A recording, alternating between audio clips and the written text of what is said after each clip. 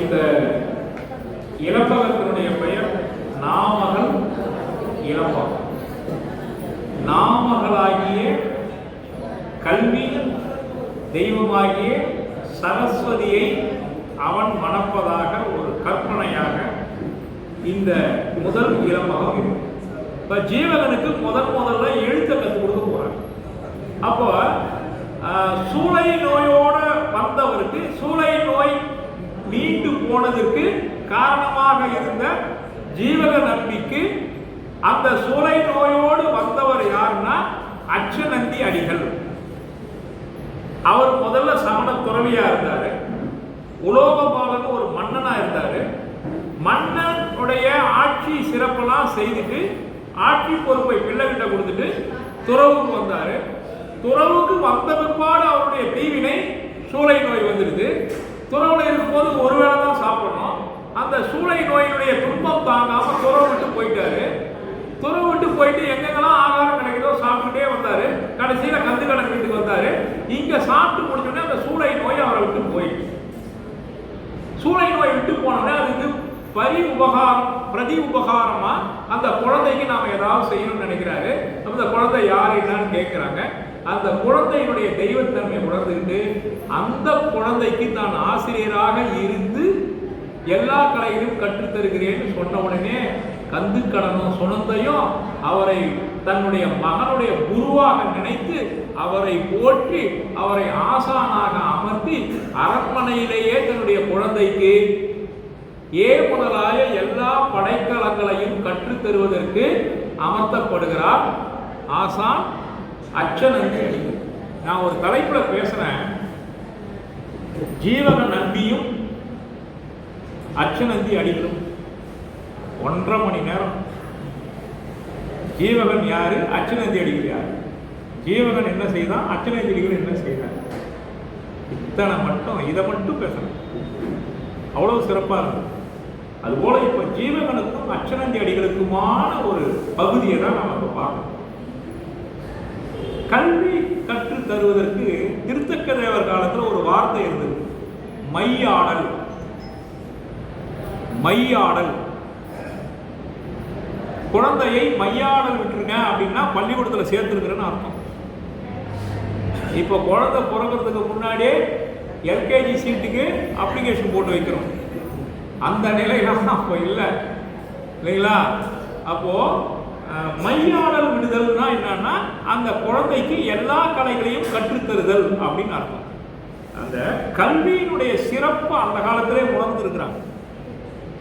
அதனாலதான் குழந்தையினுடைய முதல்ல குழந்தையிட்டு போய் பள்ளிக்கூடத்தில் சேர்த்து அந்த அரிச்சுவடியை தொடங்கி வைக்கக்கூடிய நாளை ஒரு மிகப்பெரிய விழாவாக எடுத்திருக்கிறாங்க. பெரிய விழாவாக எடுத்திருக்காங்க.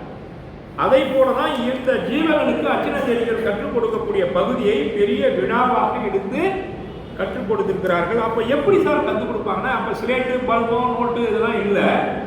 அப்ப என்ன பண்ணுவாங்களா, திருத்தக்கதை ரொம்ப அழகா அதை பாடுறாரு. அந்த முறையை நாம தெரிஞ்சுக்கணும்.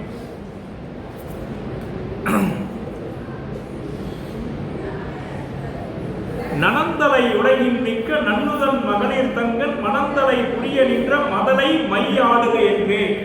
இந்த பாட்டு 367வது பாட்டு. மதலை மை ஆடுக என்றே கொணங்கொடி இறங்கி நின்று பூமகள் புலம்பி வைக அனங்கனுக்கு அவலம் செய்யும் மன்னனால் ஆயு குறைத்தாள். அந்த செல்வ செழிப்போட இருக்கிற குழந்தைக்கு படிப்பு சொல்லி கொடுத்தோம்னா குழந்தைக்கு படிப்பு ஏறாம். அதனால அந்த செல்வ மகளையும் வீர மகளையும் சுனந்தை சொல்லலாம், கொஞ்சம் தள்ளி இருங்க, ஏன்னா என் பையன் கலைமகளை கத்துக்கணும். எவ்வளவு அழகு பாருங்க. வீர மகளையும் செல்வ மகளாகிய திருமகளையும் என் பிள்ளை விட்டு கொஞ்சம் பிரிஞ்சு இருக்கு, ஏன்னா என் பிள்ளை கலைமகளை. திருத்தக்கதைவர் எப்படி பாருங்க. இப்போ கூட குழந்தை என்ன பண்ணுது, செல்வ செழிப்போட வளர்ந்தோம்னா டேட் ஒன்று ஸ்கூலை மாற்றுங்க, அந்த மிஸ்ஸை மாற்றுங்கன்னு சொல்லுது இல்லைங்களா? ஏண்டா சும்மா சும்மா அந்த அம்மா ஹோம்ஒர்க் எழுதிட்டு சொல்கிறாங்க அப்படின்னு இப்படிலாம் அந்த குழந்தை பேசுது. நமக்குலாம் இப்போ டென்ஷன் வருது. இப்போ எல்கேஜி பையன் சும்மா எனக்கு ரொம்ப டென்ஷனாக இருக்குது அப்படின்னு குழந்தை, எல்கேஜி குழந்தை சொல்லுது. என்னடான்னா ஹோம்ஒர்க் எழுதணுமா, ரைட் சொல்லணுமா, அவருக்கு டென்ஷனாக இருக்கும்.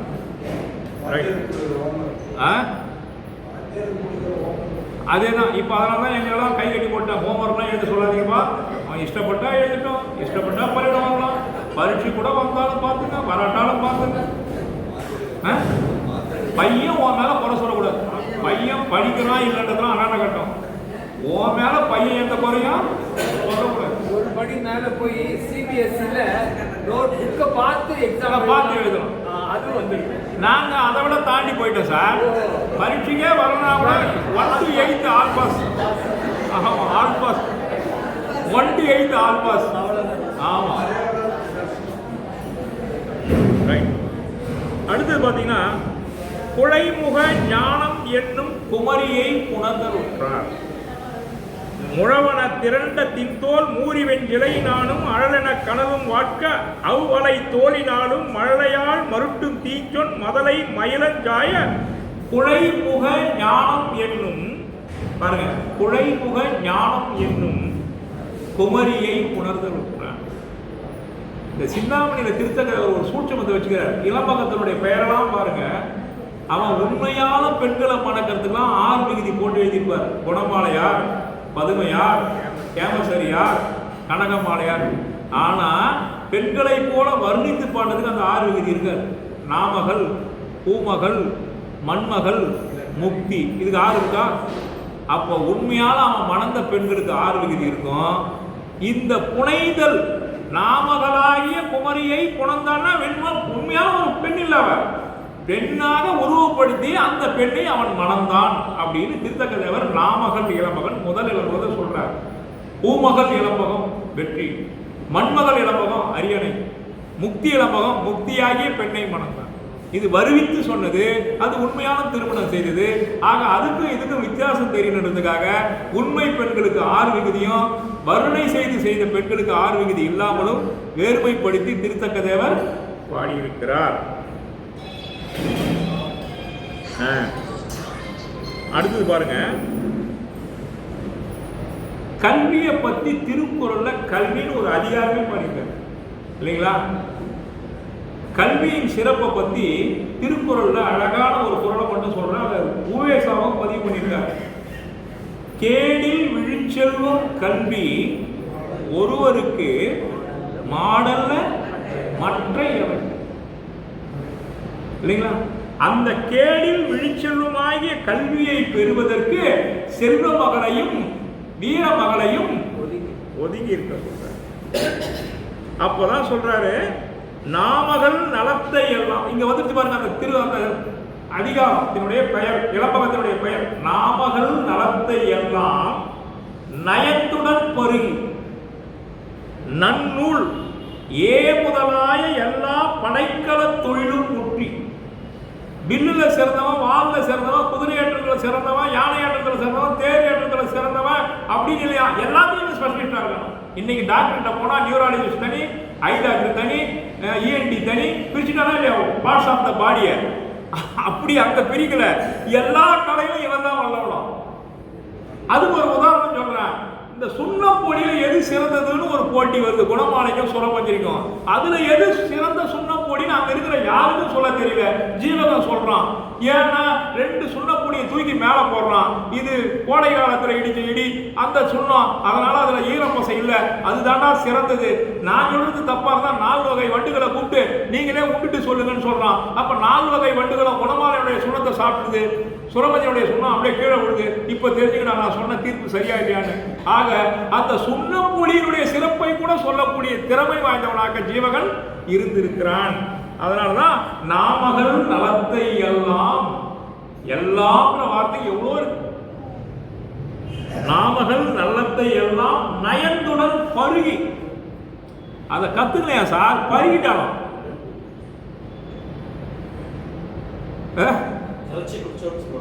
சீல கடலாடி ஜீவகன் உயர்ந்தான். பின்னாடி முக்தியில போதில் சொல்றான் என்னன்னா, கடலை அவன் நீந்தலையான், கடலை கடந்துட்டான்.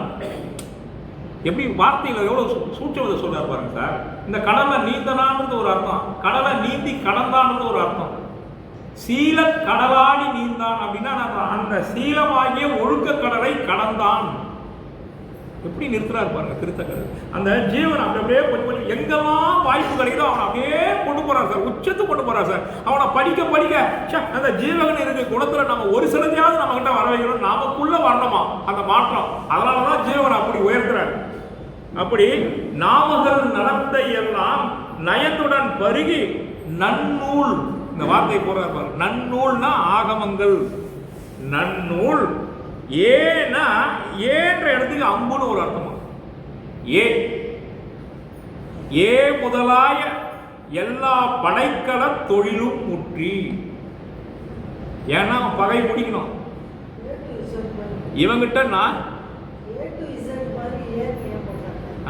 ஏ தேற்றாகாரத்தில் போட்டிருக்காங்க. ஏன்றது ஏ அப்படின்றது தேற்றாகாரம் பேரு இலக்கணத்தில். உயர்ந்ததுக்கு அப்படி தேற்றாகாரத்தில் போடுவாங்க. நல்லதே நடக்கும் இல்லைங்களா தேற்றாகாரம். சொன்னதே செய்வோம். அப்போ அந்த ஏன்ற சொல்லுக்கு வில்லுன்னு ஒரு அர்த்தம் இருக்குதுங்க. ஏ முதலாய வில்லால எத்தனை விதமான கலைகள் இருக்கோ அத்தனையும் அவன் கத்துட்டானா. இதை விட சூப்பரான ஒரு ஆள் இருக்கான், பதுமுகன் ஒரு ஆளு. அவன் ஜீவகம் எங்க இருக்கான்னு தேடினே போறானா. அவன் பசு கூட்டத்தெல்லாம் கடத்திட்டு வந்துடுறானா. அப்ப ஜீவகனை நாம அடையணும், ஆனா நாம யாருன்னு அவனுக்கு தெரியக்கூடாது. அவன் கூட யார் யார் இருப்பாங்களோ தெரியாது. அப்ப ரகசியம் வெளியே வந்துடும். அதனால அவன் என்ன பண்றானா, ஜீவகன் இருக்கிற இடத்துக்கு நோக்கி ஒரு அம்பு விடுறான். அந்த அம்பு என்ன பண்ணணும், முன்பகுதி தானே சார் முன்ன போய் குத்தணும்.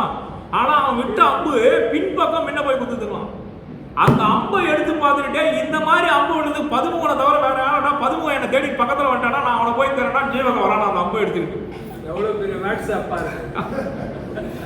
எவ்வளோ சாரி கற்பனைன்னு இதை நினைக்கவே நினைக்காது. அந்த திறமை இருந்திருக்கு. இன்னொரு இடத்துல ஜீவகன் விடுறானா, மாங்காயை பறிக்கிறதுக்கு அம்பு விடுறானா, கனகமாலையர் பதில் வருது. அந்த அம்பு போய் மாங்காயோட அம்பு திரும்பி ஜீவகன் கைக்கு வருதான். அப்ப சொல்றனா வில்லுக்கு ஒரு கடவுள் இருக்காங்கல்ல அர்ஜுனா, அவனை வில்லுட்டான். வில்லுக்கு ஒரு கடவுள் அர்ஜுனா இருக்கான்னு நினைக்காதீங்க, அவனை விட இவன் பெரிய கடவுள் வில்லுக்கு. அந்த வில்லு எப்படி போவோமோ அந்த சந்தத்துல ஒரு பாட்டு பாடிக்கிறார் சார் அந்த இடத்துல. ஆக சந்தத்தையும் வச்சு சொல்லையும் வச்சு நம்மளை திக்குமுக்கு ஆட வைக்கிறார். இதுல சொல் சுவையை எடுத்துக்கிறதா, சந்த சுவையை எடுத்துக்கிறதா, பொருள் சுவையை எடுத்துக்கிறதா, திருத்தக்க தேவருடைய ஞானத்தை அப்பதான் நாம பார்க்கும்போது நான் சொன்ன 1000 விதமான ஞானத்தை உள்ள வச்சிருக்காரு. நம்மால எடுக்க முடிஞ்சு ஒரு சிலது தான் கொட்டி கிடக்குது சார். இந்த பொக்கிஷத்தை நாம பிரித்து அது உள்ள இருக்கிற பொக்கிஷத்தை வெளியே கொண்டு வரதுக்கு நமது ரமேஷ் போன்றவர்கள் இந்த அருமையான வாய்ப்பை ஏற்படுத்தியிருக்காங்க. பொக்கிஷத்தை கண்ணால பார்க்கறது. ஐயா இடம் கொடுத்து இப்படி ஒரு ஏற்பாடு அவருடைய ஞானத்தில் ஊற்றிருக்கு. அவர் தரேந்திரதாச ப்ரெஷர் பண்ணிருக்காரு, அவர் பிரபாகரன் ப்ரெஷர் பண்ணிருக்காரு. சிந்தாமணி படிக்கணும், அந்த இடத்துல படிக்கணும். அதனுடைய வெளிப்பாடு தான் இந்த சிந்தாமணி தொடர் சொற்பொழிவு. சிந்தாமணியை கேட்கணும்னு சிந்தையில உதிக்கிறதுக்கே நாம புண்ணியம் பண்ணிக்கிறோம். அந்த சிந்தாமணியை கேட்கணும்னு எல்லா வேலையும் வந்திருக்கிறோமே, இதுவே வெகு புண்ணியம். திருத்தக்கதையில் சொல்லியிருக்கார், ஓதி உணர்ந்தார் இவ்வாறாகி உயர்ந்து பிறப்பார். சிந்தாமணியை கேட்கறவங்க சொல்றவங்க இதுக்கு ஏற்பாடு செய்யறவங்க அவங்க எல்லாருக்கும் அந்த புண்ணியம் உண்டாங்க. இதை திருத்தக்கதையில் சொல்றேன், அதனால சொல்றேன். அடுத்தது பாருங்க, அடுத்தது சொல்றாரு புலங்கரை கண்டு கண்ணார். புலம்னா இனி நாம வலதுபுறம் இடதுபுறம் சொல்றோம். புலம்னா புல என்ன இப்ப சர்வே நம்பருக்கு சொல்றோம். புலம்னா இசையா, இசையில வல்லவனா, அந்த இசையை கத்துக்கிட்டானா. இசையை ஒரு இடத்துல பயன்படுத்துறாரு, ஒரு இளம்பகத்துல. எந்த இளம்பகத்துலமா பத்மமானது இசையை ஒரு இடத்துல இளம்பகத்துல பயன்படுத்துறாரு. காந்தரோதத்தியார். இன்னொரு இடத்துல பாட்டை பயன்படுத்துறார். அது எந்த இலப்பகம்? சுரமஞ்சரியார் இலப்பகம். சாம கீதம் பாடி சுரமஞ்சரியை மணக்கிறான். சுரமஞ்சரி நீ வந்து எல்லா பெண்ணையும் மணந்து போற, இந்த ஒரு பெண்ணை மணந்துட்டா உனக்கு ஒரு பட்டம் கொடுக்குற. என்ன பட்டம்? காமத்திலகன்னு பட்டம் கொடுக்குறா இல்லைங்களா? ஆக ஜீவகன் கற்ற ஒவ்வொரு கலையும் ஒவ்வொரு இலப்பகத்துக்குள்ள வச்சு அதை அவர் வெளிக்கொண்டார விதம் பிரமாதமா. பதுமையை பாம்பு கடிச்சிடுது, பாம்பு விஷம் போகணும். அவனுடைய கலையினால, அவன் கற்ற மந்திரத்தினால பாம்பினுடைய விஷம் நீக்கி பதுமையை மணக்கிறான். இப்படி ஒவ்வொரு கலையிலையும் அவன் முன்னேற இருக்கான் சார். அததான் நாம இந்த காப்பியத்தின் மூலமா பார்க்க போறோம். அடுத்து பாருங்க, நாமகள் நலத்தை எல்லாம் நயத்துடன் பருகி நன்னூல் ஏ முதலாய எல்லா படைக்கல தொழிலும் முற்றி காமனும் கனிய வைத்த. இந்த காமனும் கனிய வைத்ததான் சுரமஞ்சரியார் இலப்பகத்துல.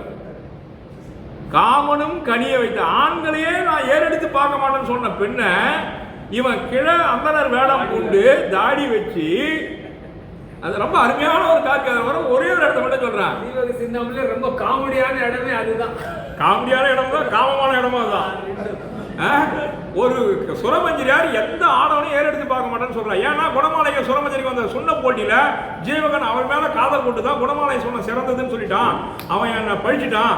இனி நான் யாரையும் ஏறெடுத்து பார்க்க மாட்டேன்னு சொல்லிட்டு கன்னிமாடம் வச்சு இருக்கிறான். அப்போ ஜீவகன் என்ன பண்றான்? காமத்தலகன் பட்டம் கொடுக்குறேன்னு சொன்ன உடனே விரைவா போறான். அந்தனர் வேடம் பூண்டு அந்த அந்தனரை பார்த்தவனே சரி வயசான ஆளா இருக்கிறாரு, ஆம்பளை பார்க்க கூடாதுதான் நம்ம முடிவு பண்ணிட்டோம். இருந்தாலும் இவர் அந்தன கிழவரா இருக்காரு, இப்போ உயிர் போவோமா அப்போ உயிர் போவோமா தெரியல. சாயந்தரம் நேரம் ஆகுது, அவரை உள்ள கூட்டு முதல்ல சாப்பாடு கொடுன்றான். சாப்பிட்ட பிற்பாடு இங்க எதுக்கையா வந்தேன்னு கேட்டான். யாரு? சுரமஞ்சரி. குமரி ஆடன். குமரி ஆடன்னா பெண்ணை மணப்பதற்கு வந்திருக்கிறேன்றான். அவன் என்ன பண்ணா? குமரி கடல் ஆடுறதுக்கு வந்திருக்கான்னு நினைச்சுக்கிறா. அவ ஏன் ஒன்ன மாதிரி பைத்தியம் எத்தனை இருக்குதுன்னு நாட்டுல. ஏன்னா இந்த வயசுல குமரி கடல்ல ஆடி என்னத்த நீ வார போற அப்படின்னு அவன் நினைக்கிறான். அதுக்கு அவன் பதில் சொல்றான், மூப்பு நீங்கன்றான். குமரி கடல்ல நீராடினா அந்த வயோதிகம் போயிடுமா? பித்து பிடிச்ச பைத்தியமாயா நீ? அவ கேட்கறா திரும்பி.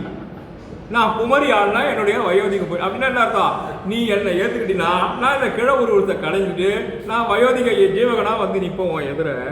இவன் ஒன்று உள்ள வச்சு பாட, அவன் ஒன்று பாட. சிலப்பல நடந்த யாழ் போட்டியில மாதவியும் கண்ணகிய கோவலனும் எப்படி அவங்கள மாய பொய் கூட்டினாலோன்னு சொல்றாரு சிலப்பதிகாரத்துல. மாய பொய்யோடு யாழ் இசைத்தாலும் சொல்ல. அப்படி இவங்க ரெண்டு பேரும் பேச கடைசியில வந்துக்கிறவன் இந்த பாட்டுக்குரியவன் ஜீவகனை தவிர இந்த அந்தனம் இல்லை.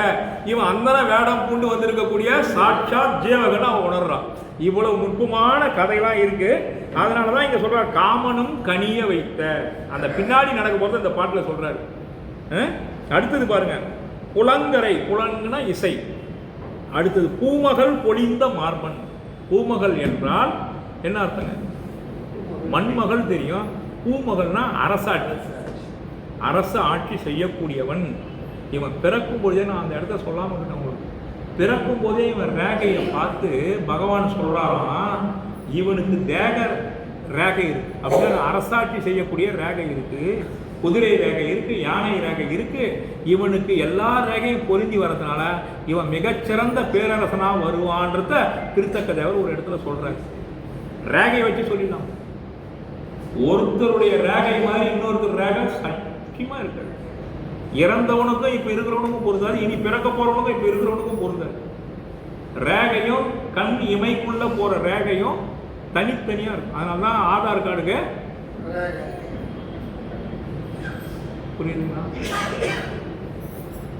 ஆதார் கார்டிலே ஒருத்தன் அழகா இருக்கிறான்னா உண்மையிலே ஆண் மகன் தான். இன்னைக்கு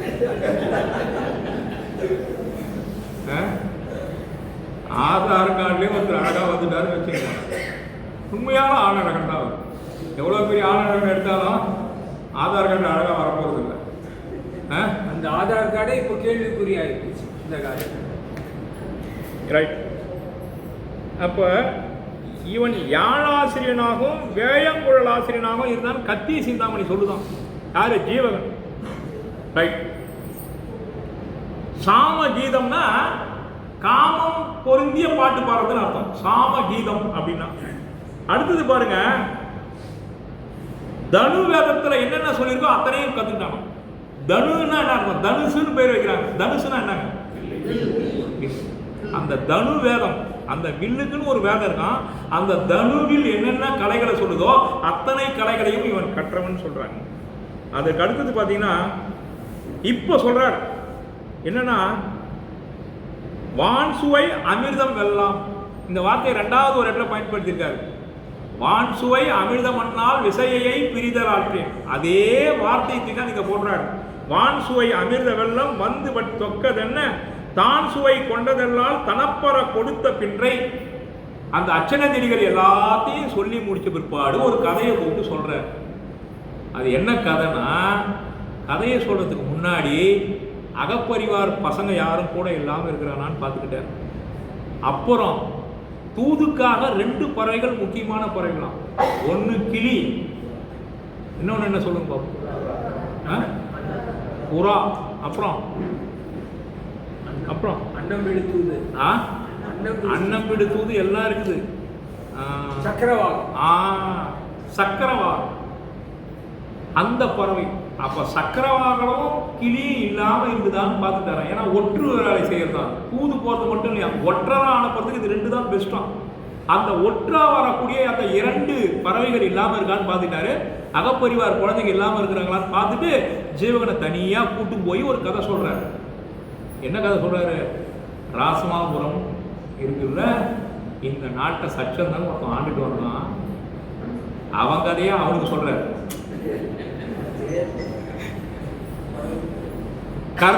கண்ணனுக்கு பிறப்பு ரகசியத்தை சொன்னாரா, கூட்டு போய் தனியா. டேய் நீ குந்தி மகன்டா, உங்க அம்மா உன்னை முதல்ல தொட்டில விட்டுட்டா. இந்த தொட்டில் குழந்தை திட்டத்தில் முதல்ல கொடுத்த குழந்தை அவர் தான், கர்ணன். அதே மாதிரி முதல்ல ஐ டொனேஷன் பண்ணவர் யாருன்னா கண்ணப்பர். அவன் தான் முதல்ல ஐ டொனேஷன் கொடுத்தான். புரியுதுங்களா? இங்க தொட்டில் குழந்தையில முதல்ல சேர்ந்த குழந்தை கண்ணன். ரைட். அடுத்து சொல்றார். அப்போ அவன் பிறப்பு ரகசியத்தை பூரா சொல்றார். பிறப்பு ரகசியத்தை சொல்றதுக்கு முன்னாடி அவருக்கு என்ன சொல்றாரு, சில நல்ல அறிவுரைகள்லாம் சொல்றாரு. இதுவரையிலையும் அவனுக்கு படைகள் பத்தி மற்ற கலைகளை பத்தி சொல்றாரு. இப்போதான் நம்ம ஆகமத்தை சொல்ல போறாரு. இந்த ஒரு 4-5 பாட்டு இதை மட்டும் நீங்க முக்கியமா மனசுல வச்சுங்க. முக்கியமா நம்ம இந்த இன்றைய செஷன்ல, இந்த சொற்றொடர்ல, இந்த சிந்தாமணி தொடர்ல நாம புரிஞ்சுக்க வேண்டியது ஆகமம் பயிலுவதற்கான ஒரு வாய்ப்பாக சொல்லியிருக்காரு. நானெறி வகையின் நோக்கி நுண்ணுதி உழைந்து தீமை பானெறி பலவும் நீக்கி பருதியும் கடவுள் அன்ன கோனெறி தழிவு நின்ற குணத்தோடு புணரின் மாதோ நானெறி வகையின் நின்ற நல்லுயிர்க்கு அமிர்தம். உங்கள் உயிரை நீங்கள் நல்லுயிராக நினைத்தால் அதற்கான அமிர்தத்தை இப்பொழுது சொல்ல போகிறேன், கேட்டுக்கொள்ளுங்கள் அப்படின்னு திருத்தக்கதேவர் சொல்றார். என்ன சொல்றாராம்? பானெறி பலவும் நீக்கி. டைம் ஆகி போச்சு, நாம இப்படி நாம அப்படி பஸ்ஸை பிடிக்கணும், ஆட்டோவை பிடிக்கணும், இந்த உலகத்து சிந்தனைகள்லாம் ஒதுக்கி வச்சுட்டு நூல் நெறி சொல்றத நான் சொல்றேன், கொஞ்ச நேரம் காது கொடுத்து கேளுப்பான்னு சொல்லி ஜீவகனுக்கு யார் சொல்லுதுங்க? அச்சனஞ்செடிகள் சொல்றேன். இப்போ என்ன அச்சனஞ்செடிகளாக நினைச்சுங்க, உங்களை எல்லாம் ஜீவகனை நினைச்சுங்க. நான் சொல்றத கொஞ்சம் கேளு இல்லைங்களா? நான் நெறி வகையின், நான் நெறி வகைனா 4 வகையான நெறி. என்ன சொல்றாருங்க? 4 வகையான பிறவியை சொல்றாரு. அந்த 4 வகையான பிறவில உங்க நல்லுயிர் போக வேணாம்னா நான் சொல்றத கொஞ்சம் கேளுங்க அப்படின்றாரு. அப்புறம் சொல்றாரு, அறிவினால் பெரிய நீரார். நம்ம எல்லாருக்கும் ஞானம் இருக்குன்றத நீங்க நம்பினீங்கன்னா, அருவினை கழிய நின்ற நெறியினை குறுகி. நம்முடைய ஞானத்தினாலே நம்முடைய வினைப்பயனை வினைப்பகையை எப்படி வென்றெடுப்பது என்பதை நினைத்து நிறைகடல் அகத்து நின்றார் பொரியனும் பெயர ஐவாய். 5 தலை பாம்பு எல்லார்கிட்டையும் இருக்கு. எல்லார்கிட்டையும் இருக்கா சார்? எங்க சார் இருக்குது என்கிட்ட பாம்பு? அதுவும் 5 தலை பாம்பு, ஐம்பொறி. நம்ம கிட்ட இருக்கிறது 5 பொரியும் நமக்கு நன்மை செய்யலையா சார்? அப்போ விஷத்தை போய்கிட்டு தான். எப்படி? வாட்ஸ்அப் எடுத்தோம், ஃபேஸ்புக்கை எடுத்தோம், 1 மணி நேரம் அதில் தடவி தேய்க்கிறோமே. கண்ணு மூடுதா சொன்னா? கேட்குதா நம்ம சொன்னா? கேட்கலையே. அப்ப அந்த 5 பொறிகளும் நமக்கு விஷத்தை கொடுக்கிறது, நன்மையை கொடுக்கவில்லை. இல்லைங்களா? அந்த ஐம்பொறிகளை நாம் அடக்கி நல்வழியில் செலுத்தினால் நம்முடைய உயிர் அமிர்தமாக மாறும். அறிவினால் பெரிய நீரார் அருவினை கழிய நின்ற நெறியினை குறுகி இன்ப நிறை கடல் அகத்து நின்றார். நிறை கடல் அங்க போனோம் நம்ம உயிர். அப்போ என்ன பண்ணோம்? பொரியனும் பெயர ஐவாய், 5 வாய்களை உடைய நாகப்பாம்பு, பொங்கடல் அரவின் கண்ணே வெறிபுலன் கன்றி நின்றார். அந்த 5 புலன்கள் மீது முக்கியமா நம்முடைய கண்ணோட்டத்தை வச்சுக்கிட்டு அதுதான் பெருசுன்னு நினைச்சீங்கன்னா, அது தர இன்பம் தான் சிறந்த இன்பம் நினைச்சீங்கன்னா நீங்க பேரின்பத்துக்கிட்டே வர முடியாது. அப்படி 5 புலன் இன்பம் தான் பெருசுன்னு நினைச்சவன் தான் சச்சந்தன். அதனாலதான் வீழ்ந்து பட்டுட்டான். காம கடல்ல இருந்து அவனால மீண்டு வர முடியலை. காமமே பெரிதென உணர்றதுனால வீணாயிட்டான். ஆக 5 புலன்கள் தரும் இன்பம் பெரிய இன்பம் அல்ல. அதனால அதுக்கு பெயர் வச்சான் சிற்றின்பம். இல்லைங்களா? ரைட். அதனாலதான் திருக்குறள் பாருங்க, அருமையா ஒரு திருக்குறள் எழுதியிருக்காரு. இந்த 5 புலன்களை வச்சு ஒரு திருக்குறள் சொல்லுங்க.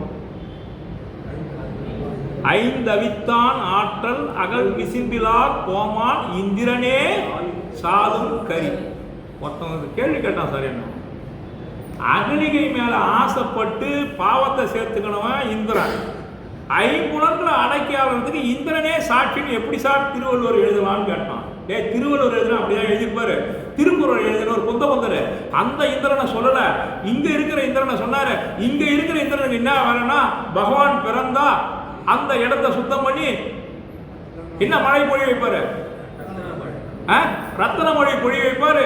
பகவான் தீட்சைக்கு போனார்னா தேவர்களை கூட்டு வந்து அந்த பல்லக்க சுமப்பாரு.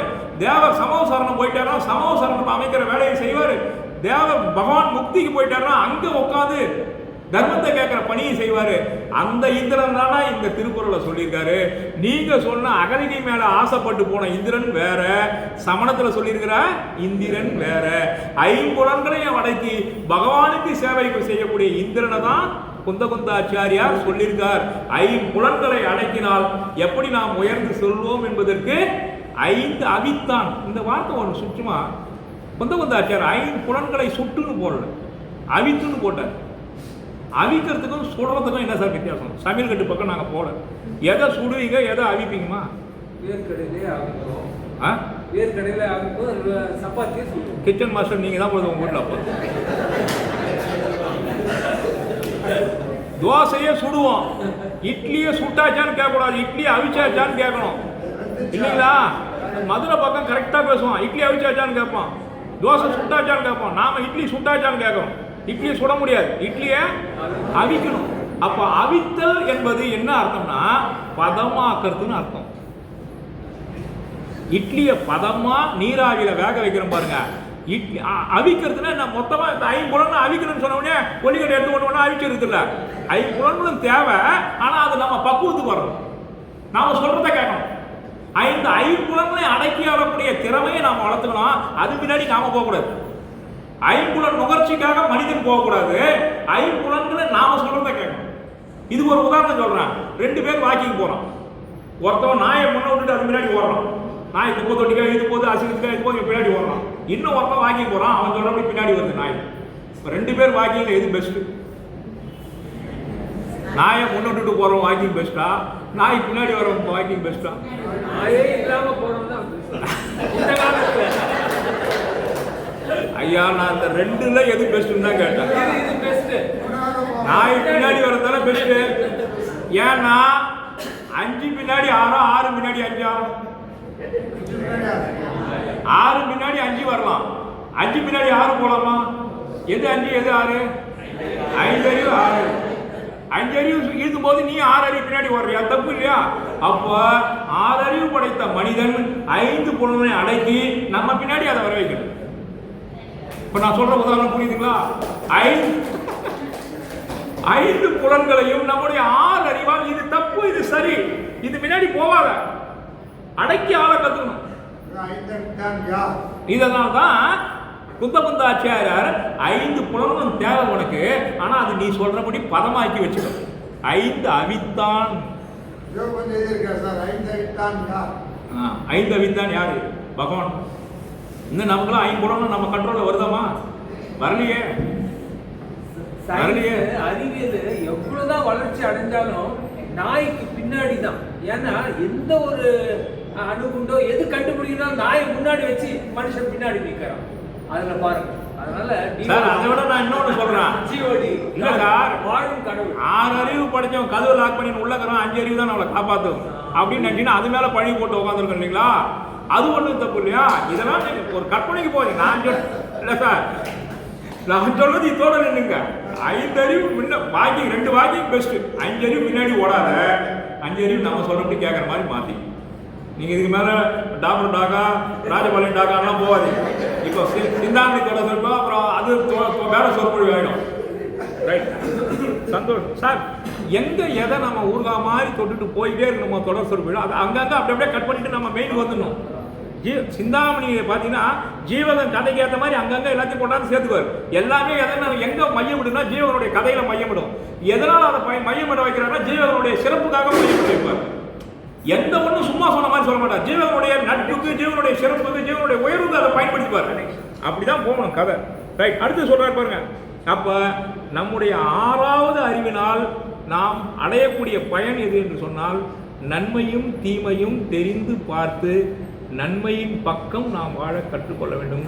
அதனால்தான் குந்தகுந்தாச்சாரியார் சொல்றார், தீயவை தீய பயத்தலால், தீயவை தீயினும் அஞ்சம் இல்லைங்களா? அப்ப அந்த நன்மை தீமை உணராதவனால் தான் கோவலன் இறந்து படுகிறான். மதுரையிலே சச்சந்தன் இழந்து படுகிறான் நாட்டை விட்டு. ராவணன் மாற்றான் மனைவி மீது ஆசைப்பட்டு அவன் இறந்து படுகிறான். இப்படி நன்மை தீமைக்கான வேறுபாட்டை உணர்ந்து பார்ப்பதுதான் 6வது அறிவினுடைய சிறப்பு. இப்போ என்ன சொல்றான்? 6வது அறிவு என்ன அறிவுனா எனக்கு தெரியாது, 6வது அறிவுன்னு ஒன்று இருந்தால் அது பணம்டா. அந்த 6வது அறிவை தேடுறான் Rani. Money is a 6th sense. அந்த சென்ஸ் இருந்தால் தான் உன்னை மனுஷனே மதிப்பான்றான். நீ மாத்திட்டான் சார்.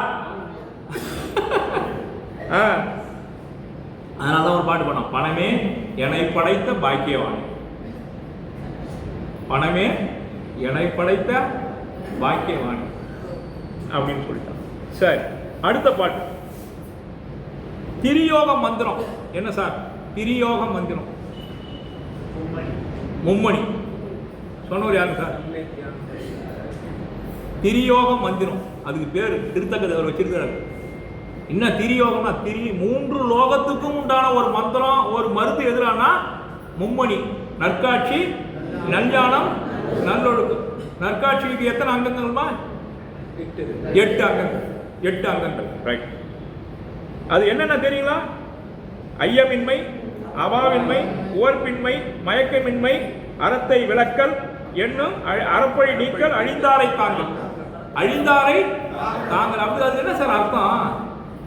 அறத்தை விட்டு யாராவது ஸ்லிப் ஆயிட்டா அதை பெருசு பண்ணி பேனர் போட்டு வைக்காம அவங்கள திருப்பி அறத்தை போட்டோம். ஆனா நாம என்ன பண்ணிடுவோம்? பேனர் போட்டு வாட்ஸ்அப்லயும் ஃபேஸ்புக்லயும் போட்டு அவங்கள டர்ன்னு பேச்சிருமே தவிர சந்திரி பண்ணாம நீங்க செய்யறதுக்கு தப்பையா, நீங்க இவ்வளவு தர்மம் பண்ணிட்டீங்க, தர்மத்துக்கு மாறா அந்த வேலையை செய்யாதீங்க, தர்மத்து பக்கம் வாங்க, அவங்களை திருப்பி கூட்டாந்து எங்க வைக்கணுமா? தர்மத்தில் வைக்கணுமா? அதை தான் அறப்பழி நீக்கல் அப்படின்னு சொல்லியிருக்காங்க.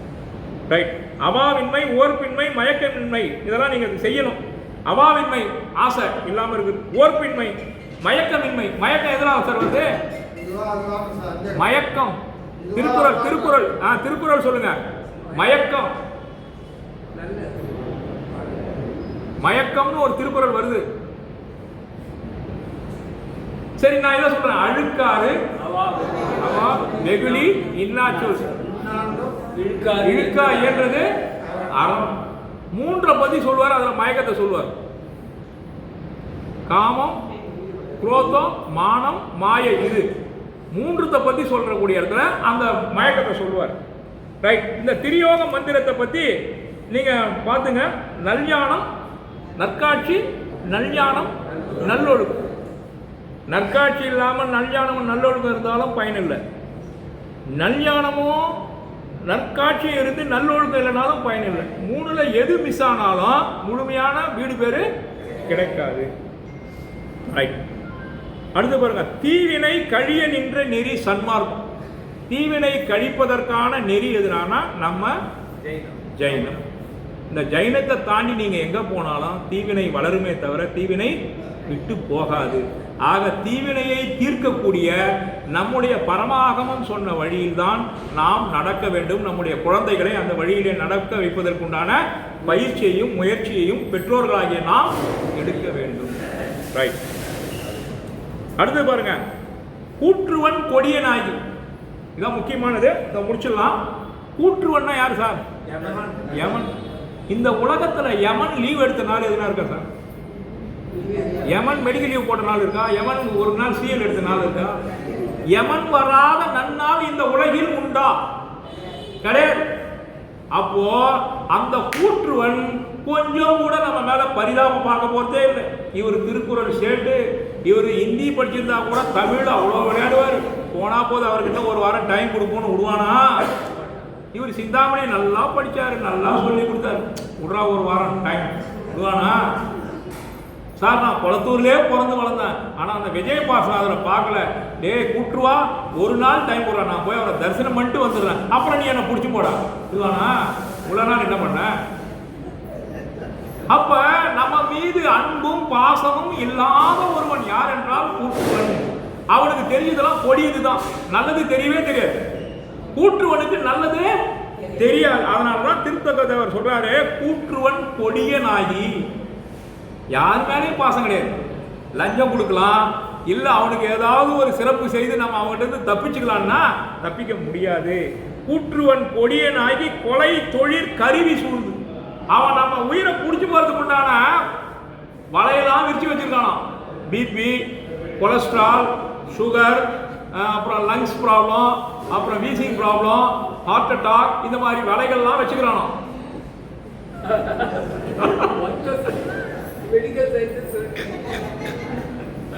நாம இப்படி எடுத்துக்கணும் சார். அதை கூற்றுவன் இத்தனை வலைகளை வச்சிருக்கிறோம். நாம தீவினை செய்தா இந்த வலையில எதுலையாவது ஒருத்தர் விழுந்துருவோம். அப்ப நாம என்ன பண்ணக்கூடாது? தீவினை செய்யாம தப்பிக்கணும். அப்ப இந்த வலைகள் நம்மள இருந்து தப்பிச்சு போக முடியும். நான் இப்படி நமக்கு தெரியற மாதிரி சொன்னேன் சார். ரைட்.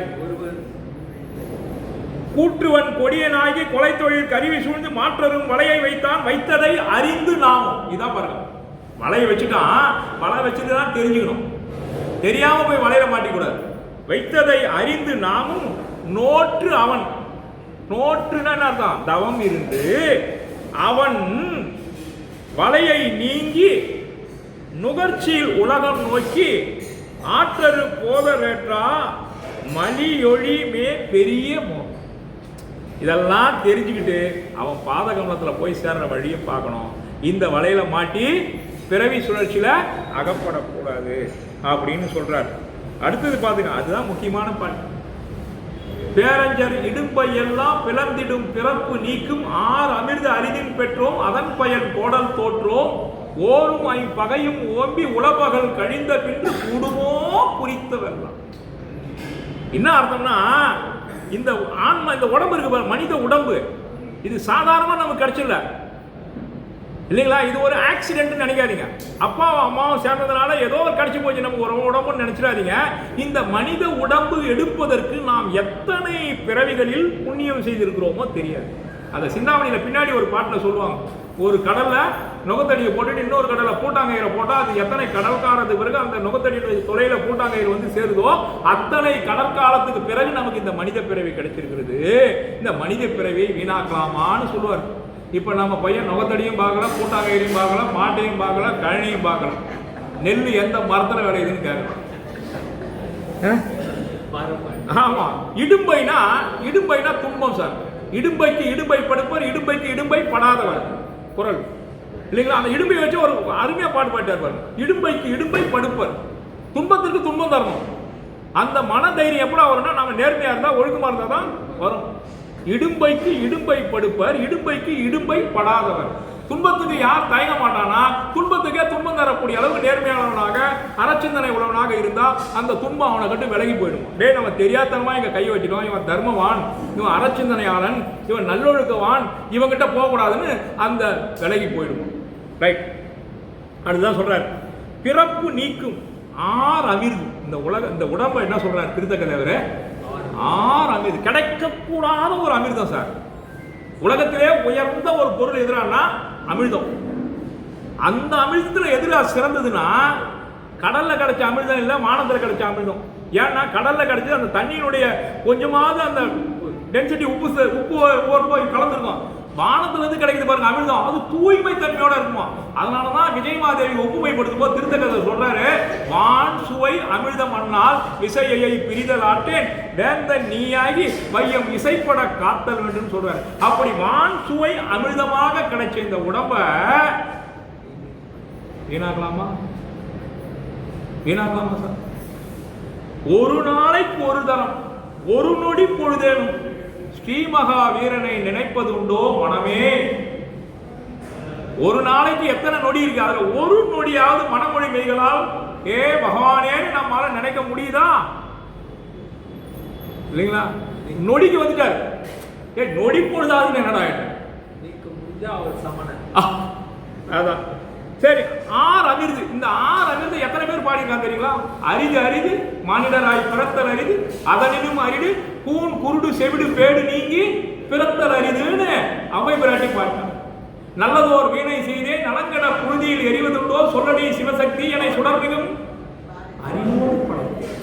பாரதி பாடம், பாரதிக்கு தெரிஞ்சிருக்கு, அவைக்கு தெரிஞ்சிருக்கு, நமக்கும் தெரியும். அதான் இந்த சிந்தாமணி சொற்றொடரோட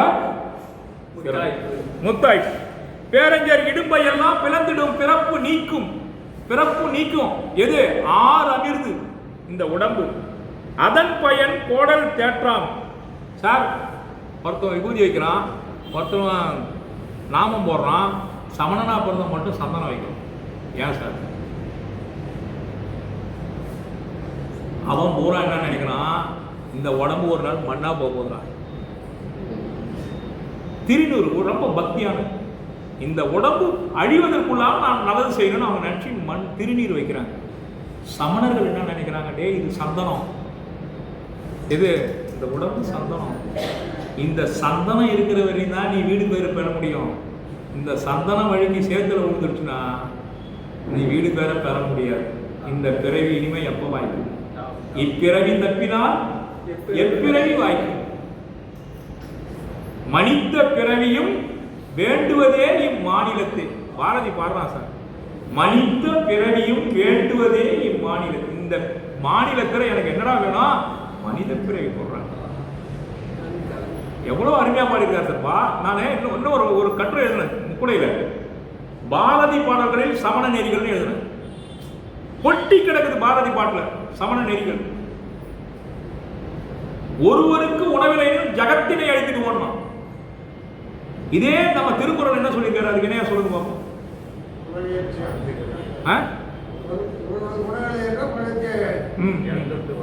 இதை நம்ம திருத்தோப்புல நமது ஒரு பாட்டு, கெடுக உலகி ஏற்றியான் பறந்து கெடுக உலகி ஏற்றியான் பகுத்துண்டு பல்லுயிர் ஓம்புதல் நூலோர் தொகுத்தவற்றுள் எல்லா தர்மத்தை காட்டிலும் விருந்தோப்பல் தான் சிறந்த தர்மம். பல்லுயிர் ஓம்புதற்கு அதான் வழி. ஏன்னா அதை எடுத்தாந்து இங்கே வச்சாருன்னா அந்த பல்லுயிர் ஓம்பல்னா உன் மேல கொலைப்பாவம் வந்துடும். அதனால அந்த உயிர்களுக்கு உணவு கொடுத்து காப்பாற்றும் சொல்றாரு. ரைட். போரும் ஐம்பொறியும் ஓம்பி உலபகல். நீ இந்த ஐம்பொறிகளுக்காகவே வாழற, பவுடர் போட்டுக்கிற, மேக்கப் போடுற, இந்த ஐம்பொறிகளுக்கு தேவையான உணவு சாப்பிட்ற, டீ சாப்பிட்ற, காஃபி சாப்பிட்ற, ட்ரெஸ் பண்ணிக்கிற, இந்த ஐம்பொறிகளுக்காகவே நீ வாழ்ந்து முடிஞ்ச பிற்பாடு எதுக்கு வாழ்ந்த? அப்ப இந்த நம்ம உடம்புல 9 ஓட்டைகள் இருக்கு. இந்த 9 ஓட்டைகள் நம்ம உடம்பு கண்ட்ரோலா இருக்கிறவர்களையும் நம்ம சொல்றத கேட்குமா? வயசு ஆகி போச்சுன்னா அந்த 9 ஓட்டைகளும் ஓப்பன் ஆகிடுமா உங்களை கேட்காம. அப்போ மழை ஜலம் எல்லாமே உங்களை கேட்காமே வெளியே போயிட்டு. அந்த நிலை வருவதற்கு முன்னாடி நம்மால முடிந்த தரிசனங்களை செய்ய வேண்டும், தானங்களை செய்ய வேண்டும், தர்மங்களை செய்ய வேண்டும். புரியுதுங்களா? அதை புரியுது. ரைட். கூர் எரி கவரும் பொழுது, கடைசி வரி தான் முக்கியம். கூர் எரி கவரும் பொழுது குடும்போ குறித்த வெள்ளம். நான் 70 வயசு வரைக்கும் சிகர்ஜினா எங்க இருக்குதுன்னு தெரியல சார்.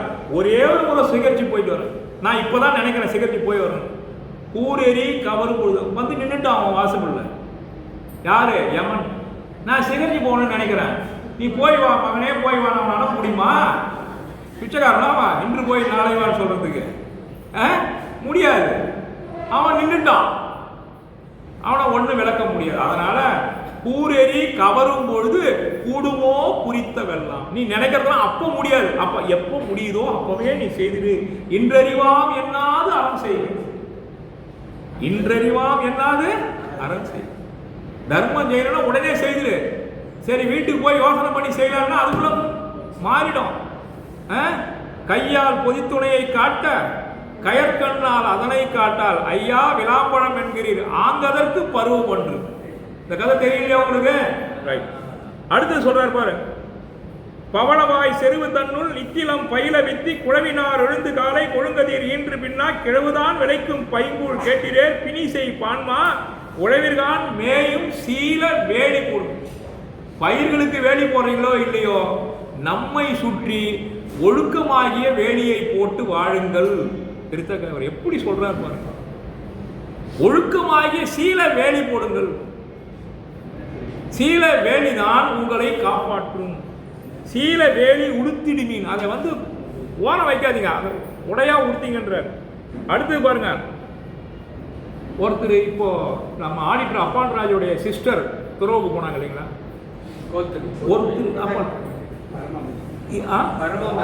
மைதிலி சக்கரவர்த்தி நம்மளா கூட இல்லறத்தில் இருந்தாங்க, டெய்லி சமையல் வேலை பண்ணிட்டு இருந்தாங்க, குடும்ப பொறுப்புகள்லாம் பார்த்துட்டாங்க. திடீர்னு அவங்க துறவுக்கு போனாங்க. அப்போ நமக்கு ஏன் அந்த எண்ணம் வரல, அவங்களுக்கு ஏன் வந்தது? இதை ஆராய்ச்சி பண்ணி பார்க்கணும்னா அதுக்கு குந்தகுந்தாச்சாரியார் ஒரு வரி சொல்றாரு. ஊழ்வினை துரத்தலானும் உணர்வு சென்று எரித்தலானும். துறவு போனோம்னு அந்த உணர்வு அதிகமாயிடுச்சான். ஊழ்வினை உனக்கு துறவு போகிறதுக்கு நேரம் வந்துச்சு, நீ துறவு போன அனுப்புதான். அப்போ ரெண்டு பயன் கொடுத்தா மட்டும்தான் ஒருத்தர் துறவு போக முடியும். இந்த நுட்பம் வேற எங்கேயும் பார்க்க முடியாது சார். திடீர்னு துறவுக்கு நான் போயிட முடியாதான். துறவுக்கு போகணுன்ற எண்ணம் நமக்குள்ளார முளைத்து எழணும். அப்ப என்ன சொல்றாரு? ஊழ்வினை துரத்தலானும் உணர்வு சென்று எரித்தலானும் ஆழ்கடல் புனையின் அன்ன அறிவரன் சரண் அடைந்தான். அந்த அறிவரன் சரண் அடையணும்னா இந்த ரெண்டும் நமக்கு தேவை. ஊழ்வினையும் இருக்கணும், உணர்வும் இருக்கணும். இது ரெண்டுல எதுனா ஒண்ணு இல்லைன்னா கூட நம்மளால துறவரத்துல நிக்க முடியாது. இன்னொன்னு சிந்தாமணி சொல்லுது, என்ட்ராவது ஈஸி, நிலைத்து நிற்கிறது கஷ்டம்.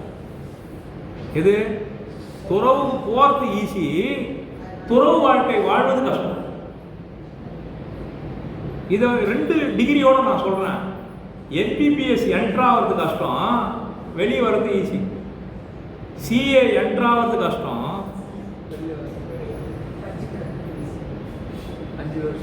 புரியுதுங்களா? CA யாரோட உள்ள போயிடலாம், ஆனா வெளியே வர்றது அவ்வளவு கஷ்டம். MBBS உள்ள போக முடியாது, போயிட்டா நீ டாக்டர், போயிட்டு அவனுக்கு டாக்டர் படுத்தா நீ வெளியே வரலாம். CA உள்ள நோய் அத்தனை பேரும் CA-வா வெளியே வரல. இன்றைக்கு வெறும் கோட்டா இல்லாத ஒரே படிப்பு, அதுல அதிகமா உயர்ந்த மக்கள் வந்துட்டு இருக்காங்க. அடுத்து பாருங்க, பூவையும் கிளியும் மன்னர் ஒருட்டென புணர்க்கும் சாதி யாவையும் இன்னும் யாரா தந்தலில் பிண்டி நீரர். தெய்வத்துக்கிட்ட போகணும்னா எந்த தெய்வத்தை தேடணுமா? பிண்டி நீரான அண்டி அணுகுங்க, வேற தெய்வத்துக்கிட்ட போயிடாதீங்க. தெய்வம் தெளிவின் தெளிந்தார் பேணுமின் சொல்றாங்களா இல்லைங்களா சிலப்பதிகாரத்துல? அப்படி சொல்றாரு அவர். அப்படி சொல்ல நாகனவாய் புல், அதுதான் அதுக்கு உண்மையான பேர். நீங்க சொன்னது சக்கரவாகன புல்லுன்னு, நாகனவாய் புல்லுன்றது இலக்கிய பேர். நல்லறம் காக்க ஜீவகனை வாழ்த்தும் போது அந்த அம்மா சொல்றாங்களாம், ஜீவன் கதையை சொல்லினே வராங்க இல்லைங்களா? இப்படி சச்சந்தம் இருந்தால், விஜயமாதேவி இருந்தாங்க, அவங்க போய் மயில்பூரியில் குழந்தைய பெற்றெடுத்தாங்க. அந்த குழந்தைய கந்துக்கடன் எடுத்தும் போது அந்த குழந்தைக்கு அந்த அம்மா பிரியும் போது என்ன சொன்னாங்களாம்? நல்லறம் காக்க. ஜீவித்திருப்பாயகன்னு வானத்திலிருந்து ஓடி வந்தது. ஆனால் கந்துக்கடன் எடுத்தும் போது விஜயமாதேவி என்ன வாழ்த்துனாங்களாம்? அந்த குழந்தைய பார்த்து நல்லறம் காக்க அப்படின்னு வாழ்த்துனாங்களாம். ஆமா, அந்த குழந்தை யாருன்னு கேட்கறான் ஜீவன். அது நீதான். எவ்வளவு கிளைமாக்ஸ்ல கொண்டு போய் நிற்கிறார் பாருங்க. யார் கதையோ சொல்லிக்கிட்டே போய் அந்த உத்தம புருஷன் யாரான்னு கேட்கிறான். அது நீதான். அப்ப என் தாயும் இருக்கிறார்களா? அடுத்த கேள்வி ஜீவங்க கேட்கலாம். என் தாய் இருக்காங்களா? என் தந்தையை தான் கொண்டுட்டான்னு சொன்னேன், அப்ப என் தாய் எங்க இருக்கிறா? அடுத்த கேள்வி கேட்கறான். உன் தாய் இருக்கா? அடுத்து சொல்றேன். அதுக்கடுத்து இவர் கதையை சொல்றாரு. நான் இந்த மாதிரி உலோக பாலனா இருந்தேன், மன்னனா இருந்தேன், யானை தீ வந்துட்டு ராசமாபுரத்தில் ஒரு வீட்டுக்குள்ள நுழைஞ்ச, அங்க ஒரு அழகான குழந்தைய பார்த்தேன். அந்த குழந்தைய பார்த்தோன்னே எனக்கு சூளை நோய் போயிடுச்சுன்னா அந்த குழந்தை யாருன்னு கேட்கறான். அதுவும் நீ தாண்டா. அப்ப அந்த சூளை நோயோட வந்தவ யாரா? அது நான் தாண்டா. அப்ப சொல்றான் ஜீவகன், எனக்கு நீ தந்தையாக இருந்து தாயுமாக இருந்து என்னை காப்பாற்றணும். ஏன்டா தந்தையாக இருந்துன்னு ஒரு வார்த்தையை போட்டான்றதுக்கு கீழே எழுதுறாரு விளக்கம். அவர் ஞான தந்தை. ஞானத்தை அவனுக்கு புகட்டியதனாலே அவன் உண்மையான பெற்றெடுத்த தந்தையாக இல்லாமல் இருக்கலாம். ஆனால் ஞானத்தை புகட்டியதனால் அவன் ஞான தந்தை. என்ன அழகா சொல்லிட்டு போறாங்க. இந்த மாதிரி ஒரு விளக்கத்தை நாம பார்க்கவே முடியாது சார். ஆக உலோகபாலன் அந்த மன்னனுடைய பெயர். நாம லோகபாலன் தான் சொல்லுவோம். இங்க என்ன சார் நீங்க உலோகபாலன் சொன்னீங்கன்னா தமிழ்ல சில எழுத்துக்கள் முதல்ல வரக்கூடாது. ஆமா, அதனால அதுக்கு இணையான உச்சரிப்பு வரக்கூடிய சொல்ல முதல்ல போட்டு லோகபாலனுக்கு உலோகபாலன் இருக்கும். புரியுதுங்களா? ரங்கநாதன் ரா வரக்கூடாது, ஆவ போடுவாங்க. அரங்கநாதன் பையன் படிப்பான். ராமன் இராமன். அப்புறம் இன்னொரு தொல்காப்பியத்திலே இந்த நூற்பா வருது, ஆனா அது தவறுன்னு சொல்றாங்க. சகர கிளவி மொழி முதல் வாரா அப்படின்னு. கிளவினா சொல்லு, சகரத்துல தொடங்குற சொல்லு முதல்ல வரக்கூடாதுன்னா, சாவே முதல்ல வரக்கூடாதுன்னா. ஆனா அது தவறா இருந்திருக்கலாம், இல்ல பின்புனைவா இருக்கலாம். சக்கரம், சட்டி, சங்கு என்றதெல்லாம் தொல்காப்பியத்து காலத்துல இருந்திருக்கு. அதனால சகரக்கிழவி மொழி முதல்ல வரும். இது பின்னால் இடைசெருகள் யாராவது பண்ணிட்டு இருக்கலாம், சகரக்கிழவி மொழி முதல் வாரா அப்படின்னு சொல்லிட்டு இருக்கலாம் அப்படின்னு சொல்றார். ஆக இந்த லோகபாலன்றதா உலோகபாலன் இருக்கும், நீங்க அதை பார்க்கணும். அந்த யானை தீ அவனுக்கு வந்து அவர் கதையெல்லாம் சொல்லினே வராரு. அதன் பிறகாடு சொல்றாரு, நான் இயற்றிய தவங்கள் தாயாகவும் நீ தந்தையாகவும் இருந்து என்னை காப்பாற்றணுன்றாரு. அப்போதான் அவர் சொல்றாரு, நான் துறவுக்கு போறேன்டா. ஒருத்தர் துறவுக்கு போறாங்கன்னா அவங்கள தடுத்து நிறுத்துறது மிகப்பெரிய பாவம். இதுக்கு ஒரு ஓமை சொல்றேன். ஜெயில இருந்து ஒருத்தர் தப்பிச்சு ஓடிடுறான். அவனுக்கு நீங்க நல்லது செய்யணும்னா திருப்பி கூட்டி போய் ஜெயில போட்டா எவ்வளவு பெரிய துன்பத்தை அவன் திருப்பி அனுபவிக்கணுமோ, அப்படி ஜெயிலாகி இல்லறத்துல இருந்து ஒருத்தர் தப்பிச்சு துறவரத்துக்கு போறாருன்னா போகக்கூடாதாக்கலாம். அடிச்சு கூப்பிட்டா கூட போவாத, வா உனக்கு இன்னும் கடவுள் திருப்பி அவரை தூக்கி அது இல்லறத்துல போடக்கூடாது. துறவுக்கு போகணும் ஒருத்தர் முடிவு பண்ணிட்டா அவரை வாழ்த்தி வழி அனுப்பணும். அதனால தான் அந்த மார்வாடிஸ் எல்லாம் துறவுக்கு போகும்போது பார்த்தீங்கன்னா அது பெரிய விழாவாக எடுத்து கொண்டாடுறாங்க. துறவுக்கு போகிறது அவ்வளவு பெரிய புண்ணியமாக கருதுறாங்க. அதனால துறவுக்கு போகிறவங்களை தடுத்து நிறுத்துறது பாவம் அப்படின்னு சொல்கிறாங்க. அப்போனா சமண தர்மத்தை பின்பற்றத்தை தடுத்து நிறுத்தினா கூட பாவம். இங்க பார், சும்மா நீ ராஜ்யத்தில் இருமல் வரும், தண்ணி குடிப்ப, ராஜாலம்லாம் உன்னால இருக்க முடியாது, நீ ராஜாலம்லாம் ஏத்துக்காத, இப்படி சொன்னீங்கனாலே நமக்கு போகும். ஆமா, இருமல் வரும், நம்ம வேணாம், இந்த விரதம்லாம் நமக்கு தேவையில்லை. அவன் எடுத்தா அன்னைக்காவது இருக்கலான்னு விரதம் இருக்கலாம்னு நினைச்சா, அவன் எடுத்த அன்னைக்கு என் மனைவி இருக்க வேணான்னு சொல்றான். எவ்வளோ நல்ல மனைவிப்பா எனக்கு கிடைச்சுவா, என் மேல எவ்வளோ அக்கறை பத்தியா, அக்கறையாது நினைச்சு பாருங்க. இருங்க, உயிரா போயிடும். ராகரம் இல்லாம இருங்க, ஒருவேளை ஆகாரம் இல்லாம இருங்க. அப்படி சொன்னாதான் நம்ம தர்மத்தில் அவங்க துணை வராங்கன்னு அர்த்தம். அதுலயும் சிந்தாமணி சொல்லுது, என்னன்னைக்கு விரதம் இருக்கணுமா, அஷ்டமி சதுர்த்தி அன்னைக்கு விரதம் இருக்கணுமா. அஷ்டமி சதுர்தசி அன்றைக்கு விரதம் இருந்தா கோடானு கோடி புண்ணியம். ஏன்னா அன்றைக்கு தான் இந்த ஒளி அலைகள், இயற்கை மாறுபாடு நம்ம உடம்புக்கு ஏற்ற மாதிரி இருக்கணும். அன்றைக்கு இருந்தா அது வெகு புண்ணியம் சொல்லியிருக்காங்க, ஆகமத்தில் சொல்லியிருக்காங்க. சதுர்த்தசி அட்டமியில ஏன் விரதம் இருக்கணும், அதனால உவா நாள் அப்படின்னு சொல்லுவாங்க, சிந்தாமணியில வருது. உவா நாள் 4 நாள் மாசத்துல, அந்த 4 நாள் நீங்க விரதம் இருக்கணும்னு சொல்றாங்க. விரதம் இருக்கிற அன்னைக்கு உங்களை கேட்டுக்கிறேன் சார்னு சொல்லாதீங்க. அடுத்தது பாருங்க, கடைசியா சொல்றாரு, நான் விரதத்துக்கு போனோம், திரும்பி எனக்கு சூளை நோய் போயிடுச்சு, திரும்பி நானே யாரா போனோம், நிர்கந்தரா போகணும், என்ன தடுக்காத அப்படின்னு சொல்றாரு. அதுக்கு என்ன சொல்றாரு, அப்போ மறுவர மனையின் நீங்கி மாதவம் செய்வல் என்றார். சார் 406வது பாட்டு. மறு அற மனையின் நீங்கி, வீட்டில இருந்து நீங்கி மாதவம் செய்வல் என்றால், ஒருத்தர் மாதவம் செய்ய போறேன்னு சொன்னா இல்லறத்துல இருந்து பிறவர அல்ல பேசார். வேற எதுவும் பேசக்கூடாது அவங்ககிட்ட. போயிட்டு வாங்க. பேரறிவு உடையனர் அப்படி சொல்லி அடிச்சா அவங்களுக்கு பேரறிவு இருக்குதுன்னு அர்த்தமா. துறவரம் புணர்கவென்றே தோன்றனா தொழுது நின்றால் நரவர மலர்ந்த கண்ணின் நன்மணி அண்ணாள். ஆக அப்படி துறவரத்துக்கு போகும்போது அவர் இன்னொன்று சொல்லிட்டு போறார். ஜீவகனுடைய நெஞ்சில எழுதுறாராம் சார், இதான் சூப்பரான வரி. தெவ்வரை செகுக்கும் நீதி மனத்தக்கது எழுதி. பசுமரத்தாணி போல சொல்றேன் இல்லைங்களா, கல்லில் எழுத்து போல சொல்றேன் இல்லையா, இவர் என்ன சொல்றாராம், ஜீவகன் நெஞ்சிலே எழுதினாராம். என்னென்ன, உன்னுடைய பகைவனை வெல்ல வேண்டும். இன்னொன்னு சொல்றாரு, பகைவன் நின்றான்ற. ஏன் பகைவன் நின்றான்னா 15 ஆண்டு காலமா அவன் நிலை பெற்று நின்றுட்டான், அவனை நீ இப்ப போய் வெல்ல முடியாதுன்றார். இல்ல யுத்த சனத்தனா போய் நிக்கிறான். தம்பி இது அதுக்கு நேரம் இல்லை. ஏன்னா அந்த படையை வெல்லணும்னா அது ஏமாங்கத நாட்டு படை, ராசமாபுரத்து படை, சச்சந்தனுடைய வெள்ளற்கரிய படை. அதை வெல்வதற்கு உன்கிட்ட படை பலமும் இல்லை, பணபலமும் இல்லை. இப்ப போய் நீ என்ன பண்ணக்கூடாது, அவன்கிட்ட சண்டை போடக்கூடாது. அப்போ என்ன பண்ணணும், அவன் மேல இருக்கிற கோபத்தை நீங்கி ஓராண்டு காலம் அழற்சி நீங்குக. அப்ப நான் ஓராண்டு காலம் என்ன பண்றது, நான் சொல்ற ரூட்டு படி போ. குறுநில மன்னர்களையும் பேரரசு மன்னர்களையும் மனம் போரி. அப்பொழுது அவர்களுடைய படையினுடைய உதவியோடு கட்டியங்காரனை பெரு. அப்ப நாங்க கேட்கலாம், ஏன் சார் இவன் 8 பெண்களை மனம்தான், அரச குலத்துல அது இயற்கை. இதுக்கு இன்னொருத்தர் சொல்றார், பொலிட்டிக்கல் அலைன்ஸ். இப்போ கூட்டணி வைக்கிறான் பார்த்தீங்களா, எம்பி எலெக்ஷன் ஒரு கூட்டணி, எம்எல்ஏ எலெக்ஷன் ஒரு கூட்டணி. காந்தியடிகள் அன்றைக்கே சொல்லிட்டு போனாலும், தொண்டரை காட்டிலும் இந்தியாவில் தலைவர்கள் அதிகம். காந்தியடிகள் அன்றைக்கே சொல்லிட்டு போயிருக்காரு, தொண்டரை காட்டிலும் தலைவர்கள், ஜாதி தலைவர்களாகி போச்சு, கட்சி தலைவர்களாகி போச்சு. சரி, அது அரசியல் அப்படின்றோம். இங்க ஜீவகன் பொலிட்டிக்கல் அலைன்ஸுக்காக, பகைவனை வெல்வதற்காக பெண்களை மணந்து, குறுநில மன்னர் பெண்களையும் பேரரசனுடைய பெண்களையும் மணந்து அவருடைய படை பலத்தோடு நிறைவாக மாமன் கோவிந்தராசனுடைய படையோடு சேர்ந்து கட்டியங்காரனை வென்று தனது ஆகிய நாட்டை மீட்டெடுக்கிறான். இதுல ஒரு கேள்வி நீங்க கேட்டிருக்கணும், குழந்தையை பெற்றெடுத்து ஏன் விஜயமாதேவி தாபத பள்ளிக்கு போனான்? அவளோட கூட பிறந்த அண்ணன் இருக்கான் கோவிந்தராசன், அவன் பிறந்த வீட்டுக்குள்ள போயிருக்கணும், ஏன் போகல?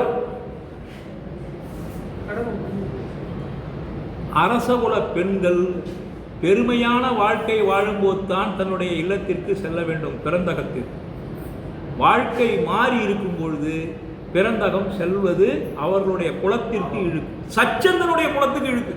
அதனால அவ போக என்ன வாழ்க்கை பாருங்க. இதைதான் சங்க இலக்கியத்தில் ஒரு பாட்டு வருது, அம்மா பொன் கிண்ணத்துல குழந்தைக்கு சோறு ஊட்டுவாங்களாம், பிரசன் கலந்து வெண்சுவை தீம்பால், தீம்பாலில் செய்த அன்னத்தை 5 தாயாரும் அவளை விரட்டி விரட்டி ஊட்டுவாங்களாம். அப்போ அந்த சாப்பாட்டை சாப்பிடாம போக்கு காட்டி மறுத்த பெண்ணு வளர்ந்த பிற்பாடு கட்டி கொடுக்குறாங்க. கட்டி கொடுத்த வீட்டில், கணவனுடைய வீட்டில் திடீர்னு ஒரு ஏழ்மை வந்துடுது. ஏழ்மை வந்துடுச்சே பொண்ணு வீட்டில்னு அவன் பணம் பொருள் எல்லாத்தையும் வண்டி வண்டியாக அனுப்புகிறான், அத்தனையும் திருப்பி அனுப்புகிறா.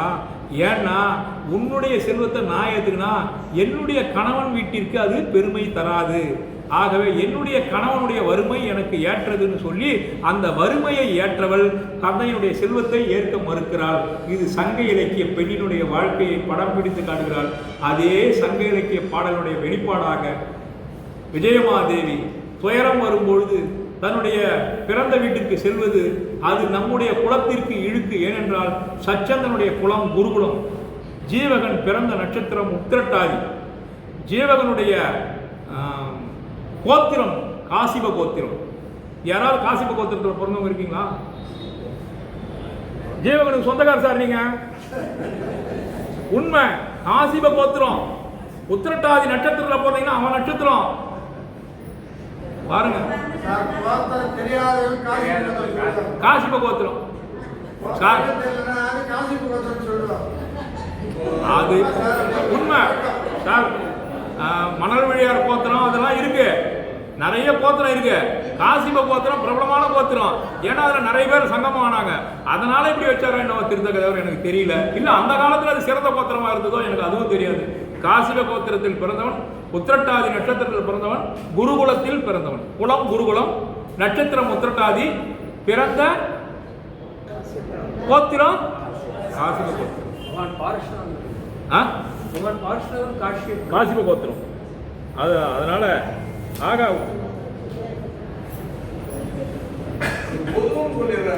சார்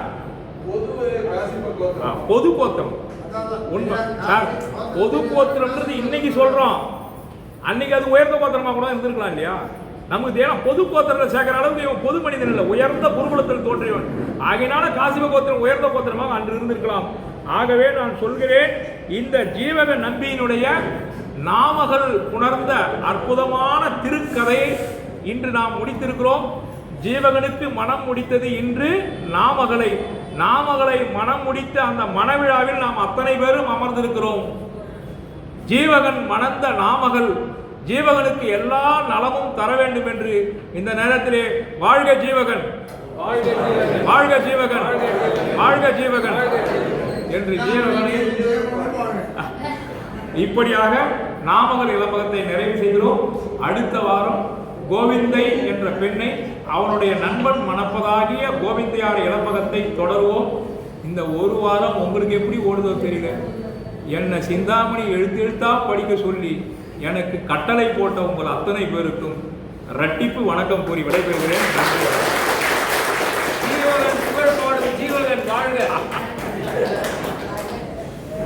ஜீவகனுக்கு புகழ் என்றால் அந்த ஜீவகனுக்கு, ஜீவக சிந்தாமணி ஏதாவது தவறு செய்தால் அது இந்த ஜீவகனுக்கு. அதுதான் உங்களுக்கு